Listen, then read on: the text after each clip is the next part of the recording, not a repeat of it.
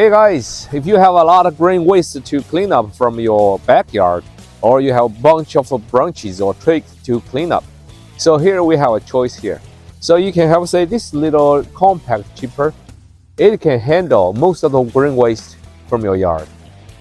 This unit is powered by 8.5 horsepower gasoline engine.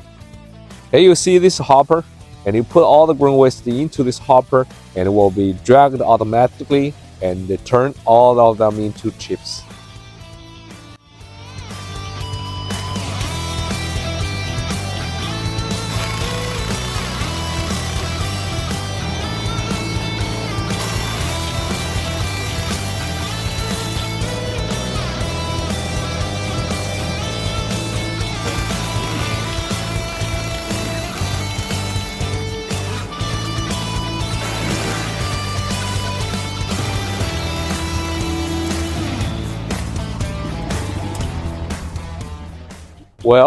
Well, clean work is done.